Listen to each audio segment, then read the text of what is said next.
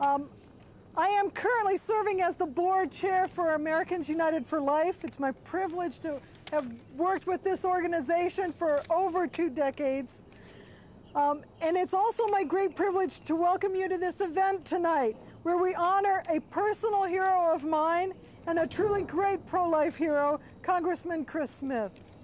But before we hear from Congressman Smith, I'd like to introduce AUL's president and CEO, Charmaine Yost, whom Christian Science Monitor recently called pro-life's kinder, gentler face. A former White House staffer under the Reagan administration, a nonprofit executive, an author, and mother of 5, Charmaine does it all. She has led AUL as its president and CEO since 2008. During that time, she's testified for numerous hearings before state and federal legislative bodies, including the confirmation hearings of Justices Sotomayor and Kagan. And under her leadership, AUL has championed hundreds of pro-life bills across the country. We've assisted countless state legislators in enacting life-affirming laws that are saving lives today. And under her leadership, AUL authored the expose, The Case for Investigating Planned Parenthood, which helped spark the congressional investigation into the abortion giant. The success of Charmaine's leadership and the work of the AUL team has received national attention. While reflecting on the substantial success of the pro-life movement in 2009, the New Republic noted that while these laws were being pushed by numerous pro-life activists, one group, that is Americans United for Life, seems to be playing an especially prominent role. They credited this success in part on what they called AUL's charming, attractive, charismatic president, Charmaine Yost. So please welcome Charmaine.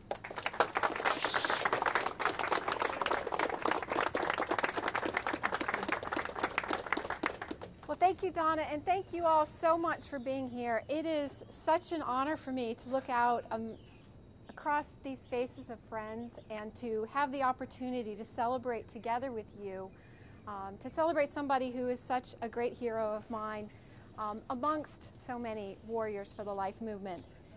If you'd humor me for a minute, I would like to start, however, by recognizing the person who's standing next to Congressman Smith, his wife Marie, who is in her own right a formidable force for life around the globe, heading up the Parliamentary Network for Critical Issues.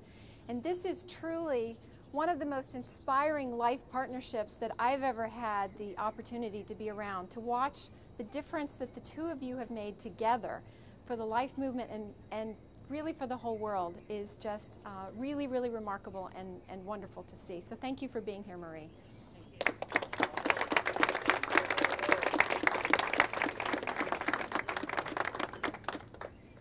Well, Congressman Chris Smith is well known, particularly in this group, for being a defender of life in Congress. And yet tonight I'd like to emphasize that his leadership on the life issue is much broader. Particularly Americans United for Life, as the legal arm of the pro-life movement, we really wanted to honor Chris for this full scope of his leadership that includes being a real warrior in the courts in defending life and law. Many do not know the full scope of that, and this event tonight is the culmination of a day-long commemoration of the 20th anniversary of the Supreme Court's decision in Planned Parenthood v. Casey. In that case, AUL filed 3 amicus briefs, and it was a landmark case, and Congressman Chris Smith was one of the signatories in that, in those briefs before the Supreme Court. Along with Chris, on those briefs, was Congressman Henry Hyde, for whom this award that we're presenting tonight is named. And so we felt that that was particularly fitting. They fought together for life during Henry Hyde's leadership in the United States House. And we honor both of these leaders tonight.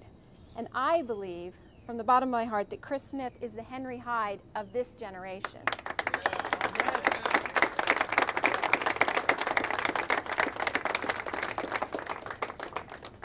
There's so many reasons to honor Chris Smith.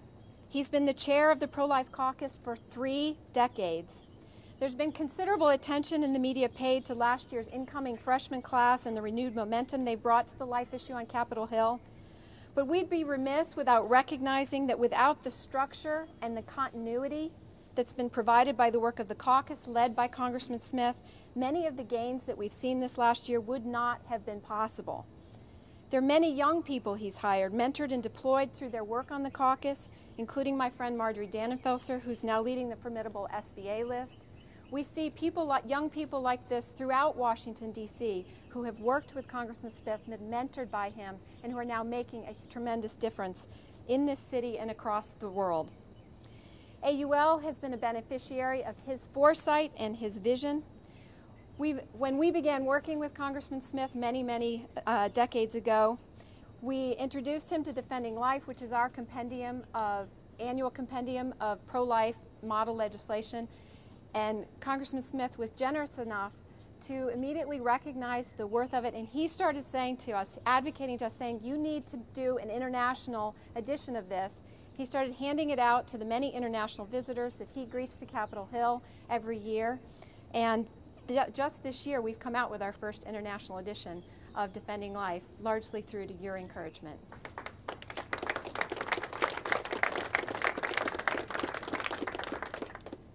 One of the things that's fascinating to me, and that I also feel like I've personally been the beneficiary of watching how Chris Smith has managed to navigate the sometimes perilous and complicated challenges of partisan politics.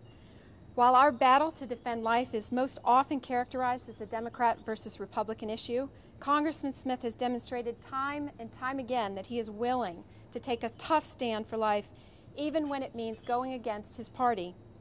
During the Clinton administration, for example, Chris insisted that hundreds of millions of dollars in back dues to the United Nations not be paid until an amendment was included that cut off funding for family planning grants for organizations that promote abortions overseas.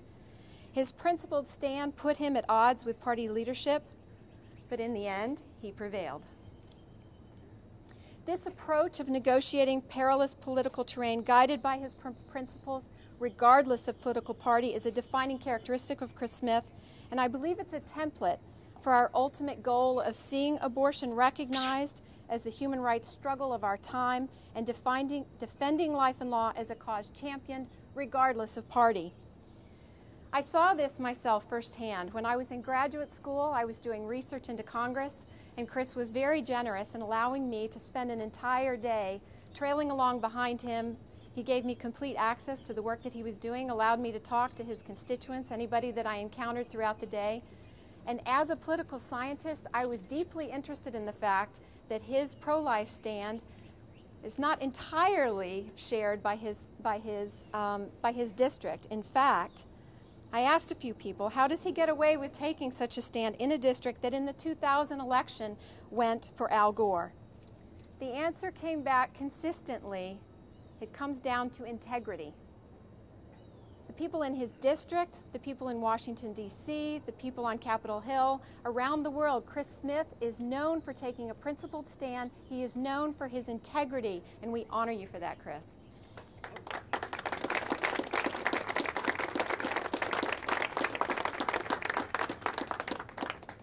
There is perhaps no better illustration of Chris Smith's leadership on life and his ability to transcend partisanship than the presence tonight of Congressman Dan Lipinski, the co-chair from across the aisle, working with Chris and leading the Congressional Pro-Life Caucus. We're honored tonight to welcome Congressman Lipinski, who's going to say a few words in a moment, himself a remarkable pro-life warrior. He will say a few words and formally introduce Congressman Smith. However, I'd like to pause first to introduce another wonderful American leader who is taking such a stand on Capitol Hill for life, Congressman Peter Roskam, who also, in just the wonderful connectedness of the pro-life movement, is now representing Congressman Henry Hyde's district. Would you please come and join us, Congressman? Thank you. Thank you very much. Thank you so much for being here. Yeah, I'm honored. Well, thank you very much. I'm sensing that this mic isn't working and I need to project more than you did, but I don't want to over-project. All right. Am I all right? All right, brothers, listen to me. First of all, what an honor it is to be here at this fabulous setting. Secondly, I get to wear sunglasses during a speech, and I can hardly tell you how exciting that is to me. It was mentioned that, there you go. It was mentioned earlier that my predecessor in office was Henry Hyde, and I want to give you a quick glimpse of an interaction I had with Henry Hyde and how I think that may have been a prelude to someone that he was thinking about and that he may have had Chris Smith on his mind during this interaction. So I'm a state senator, and there's a very delicate dance that you can imagine, those of you who have never run for office before, when a great person, an iconic figure, is going to be retiring, but he hasn't announced his retirement, and there's a little bit of an awkward time where you're sort of trying to figure out what his plans are. So I went and I made a call on Henry Hyde, my old boss. I actually had been a legislative assistant for Congressman Hyde. And we went back and forth, and it was clear to me at the end of the conversation that Henry had agreed to support me to succeed him as the representative in the 6th Congressional District. And there was a moment when Henry Hyde was talking to me, and he was describing the work of the House of Representatives. And he leaned forward, and there was an urgency in his voice, and he said, "Peter, this is important work." And then he repeated it, "This is important work." And it wasn't just the whimsy of an old man. Do you know what I'm saying? It was the admonition of somebody who had been at the front lines, and now tonight I'm interpreting that, and I'm sort of feeling like on the front lines at the barricades, arm in arm with Chris Smith, taking on these great battles. And so tonight, what are we doing tonight? Tonight we're celebrating, aren't we? We're celebrating somebody's faithfulness to God's call on his life, his faithfulness and his partner and his wife with whom he honors, Marie, and this joint sense of mission that they have taken on to be what? To be faithful. And I think it is an incredible encouragement. It's an incredible encouragement to me to be serving with someone who's got the energy of a teenager, I mean really, who's got the passion as if he just arrived here on his first day and he were a freshman. But the good news for all of us is he's no freshman. He's a person who's seen him come and seen him go. He's seen every trick in the trade. He's seen every manipulation in the book. He sees it coming a mile away, and he is able to articulate and be a clarion call and in an incredibly clear voice in a season when our country is what? We are desperate for clear voices. We are desperate and hungry for clear voices. We are hungry for someone who is willing to lose an election if necessary. I hope it doesn't happen, but is willing to lose an election if necessary over a principle that he knows is true, regardless of what a poll says, regardless of what a colleague says, regardless of what a consultant says. He's going to do the right thing as God has revealed the right thing to him. And that is a blessing.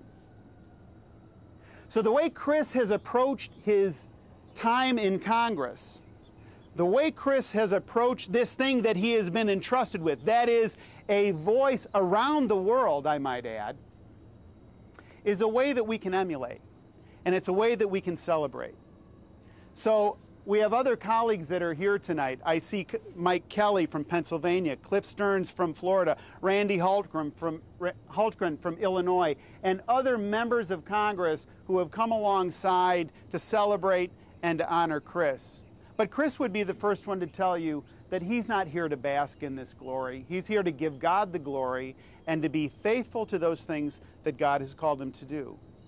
And so to join in that celebration, I am really pleased to introduce to you every Republican's favorite Democrat, Dan Lipinski. All right, man. Yeah, brother. Thank you, Peter. Now, do I need the microphone? I just want to make sure, is it on? And we're setting this all up for the, make sure we get this recorded. I got to know Peter. Peter was elected 2 years after I was elected, but I got to know Peter on the campaign trail at all the pro-life events that we would both attend. out there in the western suburbs of Chicago. So Peter has been, we've worked closely together on this issue. It's something that you all know is very, deeply felt by me. When we said at the beginning about we couldn't use the speaker, we were restricted because of overlooking the White House.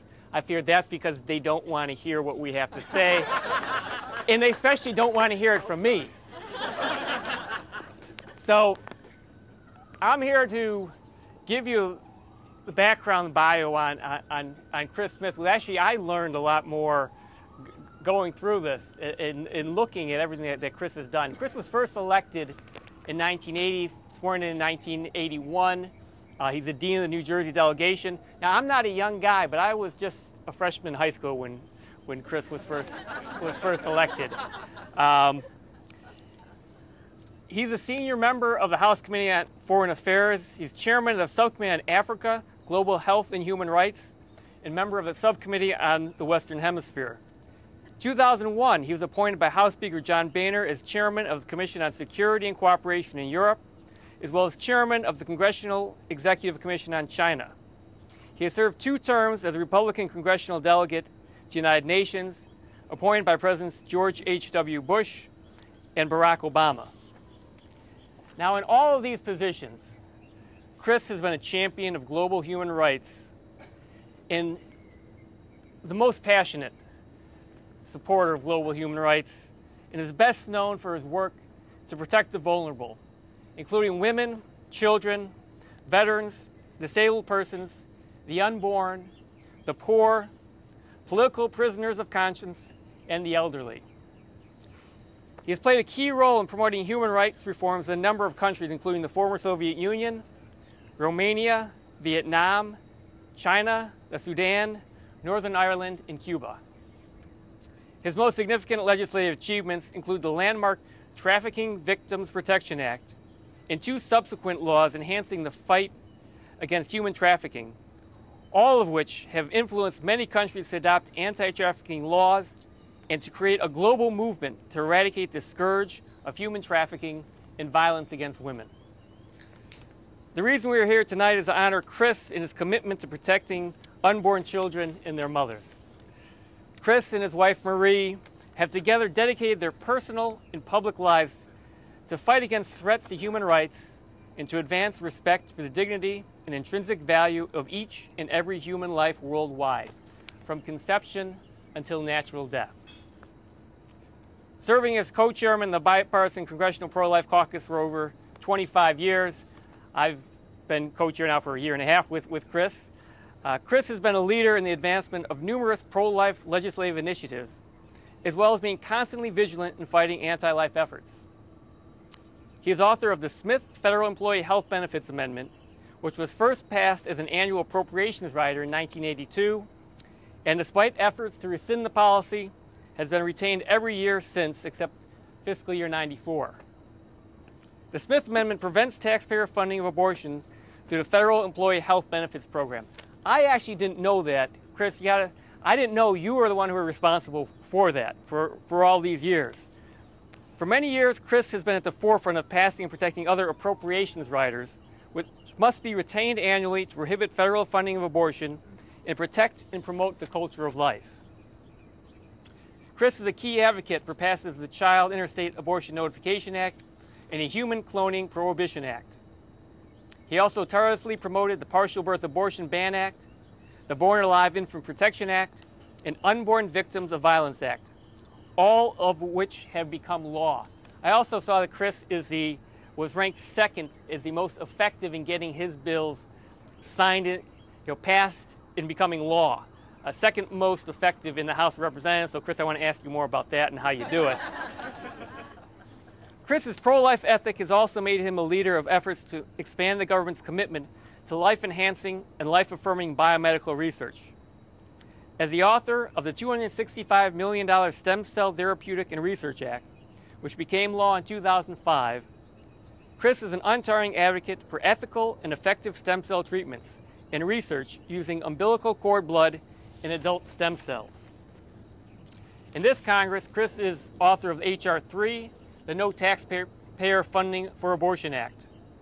H.R. 3 would permanently prohibit taxpayer funding for abortion across all federal programs. This bill passed the House 251 to 175 in May of last year, and unfortunately, like many, many things, we are waiting on the Senate. When I got to Congress 7.5 years ago, I knew from afar some of Chris's work in protecting the unborn. Since I've been in Congress, I've gotten the opportunity to know Chris personally. He not only has a great heart full of compassion for those who are the most vulnerable amongst us, especially the unborn, but as Peter says, I don't know where Chris gets all his energy from. I'm very honored to have the opportunity to stand side by side with Chris as co-chair of the Pro-Life Caucus. I can only, from where I am at, I can only hope and pray to be able to do all to protect life that Chris has done. I can think of no one that has ever served in Congress other than the man that this award is named for, who has done more to protect the unborn than Chris Smith. So it's my honor tonight to be able to introduce Representative Chris Smith, who's receiving the Henry Hyde Award tonight. Danny, thank you. Pete Roskin was right. Dan Lipinski is not just the favorite Republican Democrat. He is absolutely principled and a man of his word, but he's also the pro-life movement's favorite Democrat. He has been absolutely tenacious in promoting against a tsunami of opposition within his own caucus, the culture of life and the value of life. So Dan, no one exceeds Dan Lipinski in courage as well as in ability. So thank you so much for your leadership for these many years, especially during these tough years with President Obama in the White House. Thank you so much.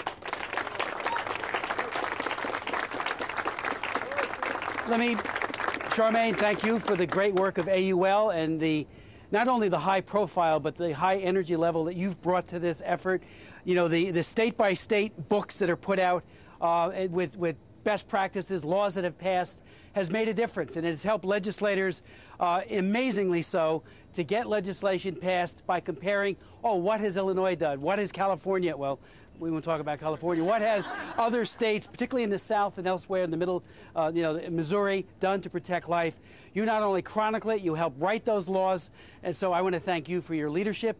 And when I see Donna Harrison, Donna Harrison has done for the movement what we have always said, but she has been able to effectively, and I mean effectively, get the studies, promulgate those studies about what abortion does to women. The adverse, deleterious effects on women's health, both emotionally, psychologically, as well as physically, and to do it in a way that we can then tell the world that abortion is not just bad medicine for babies, it destroys the life of an unborn child, but it is also very, very harmful to women's health. And Donna has done that work. Mention was made of my dear wife, Marie. We met in the pro-life movement. I was the head, along with Marty Dannenfelser, Marjorie's other half. We met at Trenton State College, became friends. Marty and I formed the pro-life committee at that college, the Trenton State College. And then Marie came along 2 classes later, and I immediately fell in love with her, wanted her to be the treasurer or something, because she turned me down. She would not go out with me. So we made her the treasurer. I wore her down eventually. She became my wife. And she even told a friend, I never want to be, I don't want Smith as my last name. So I just have to tell you, this is a dating service as well, the pro-life movement, to meet people who you fall in love with. And just, Marie, thank you. And Marie is doing, as Charmaine said, tremendous work globally. The Pro-Life Caucus is the nerve center, and Cliff Stearns is doing unbelievably good work in combating the crimes that are committed by Planned Parenthood. against little children, especially not just babies, but also teenagers. Great job on that, Cliff. But it was really through the work that Marie's doing to take that internationally in setting up pro-life caucuses and working groups to ensure that lawmakers can combat this tsunami of culture of death that is being exported by the United States and by some within the European Union. If you want to know where all of this goes, just look at China. The one-child per couple policy was hatched and created by Westerners, picked up by Chinese leaders. The one-child per couple policy grew out of a absolute disheartening dishonoring of the value of human life that the population control movement was pushing in the 1950s and especially in the 1960s. Today, we voted on a bill authored by Trent Franks, a great bill that would end sex selection abortions.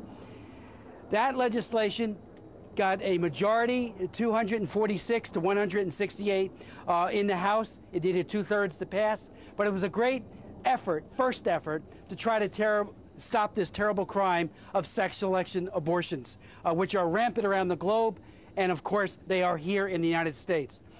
But again, if you want to know where all this heads or goes to, if not for the pro-life movement, just look at China.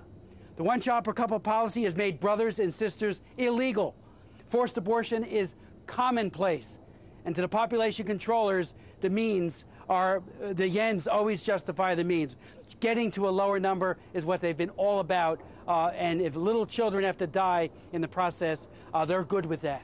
So we have made a difference in this movement. You all know that. Todd Akin just came. Todd's a great warrior as well for pro-life efforts. Peter Roskin taking over Henry Hyde's seat, another great warrior already in the Republican leadership. A man on the rise and will be at the top or near the top in short order, making a difference. Just look at China if you want to know where it all goes. You, everyone here, has made the difference. With AUL, I go back to 1972-73. We were started in 71. I was director of the New Jersey Right to Life Committee in the mid-1970s, and we cobbled together a comprehensive pro-life bill that passed in the Assembly, passed in the State Senate, but ultimately was vetoed by then Governor Brendan Byrne. That legislation, every step of the way, because I was executive director of New Jersey Right to Life, I called AUL. I asked them the latest court case, what best language to use to ensure that that legislation gained muster in the courts. Ed Grant, who I know is here, we worked very closely with him all those years when he was executive director of AUL, fellow New Jerseyan. So I just want to say that my friendship with you and my staff's friendship with you, we've gotten more from you than we've ever given. And I deeply, deeply appreciate that. Finally, just let me say, the House has passed one good piece of legislation after another designed to protect innocent unborn children from the violence of abortion and to protect their mothers and to protect the family. Every time we pass H.R. 3, the No Taxpayer Funding for Abortion Act, the PROTECT Act, authored by Joe Pitts, the legislation to protect conscience rights, and all the other legislation, including Sienna, that is making its way through the Judiciary Committee, and just today with the sex selection abortion ban authored by Trent Franks.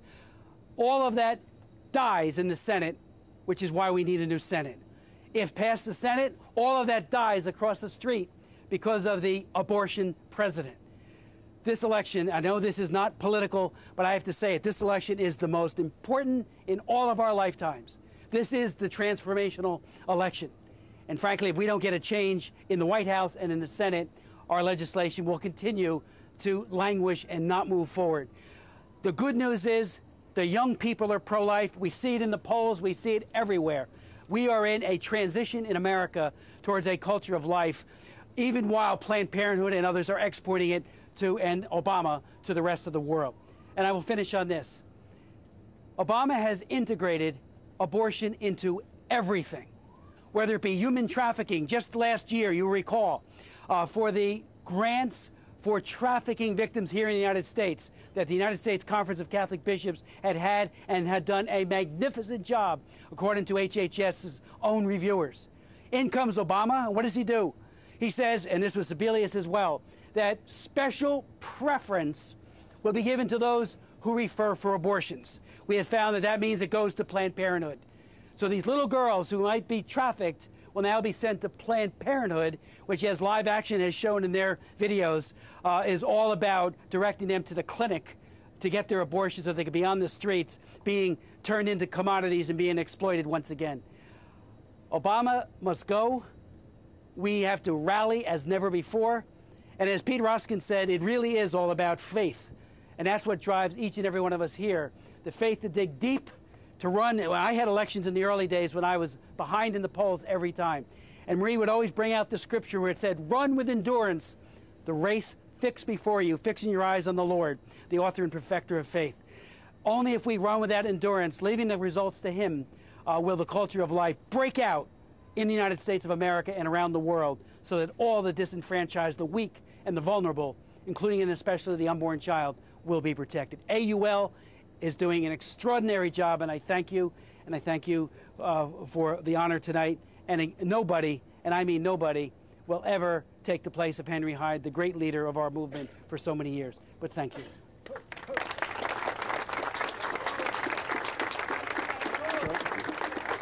Thank you very much.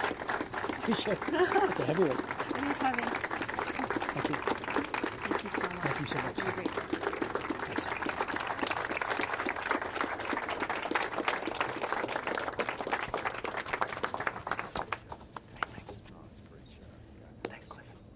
It is a great honor to present this award to Congressman Smith and Marie, to have you here. Let me add my thanks to Congressman Kelly, Congressman Stearns, Congressman Aiken, I saw you came in. Randy, so good to see you. All of you who have joined us tonight. Congressman Lipinski, thank you for your kind words. Thank you all so much for being here, and please stay and enjoy the terrace for a while longer, and thank you so much for being here to help us honor Congressman Chris Smith.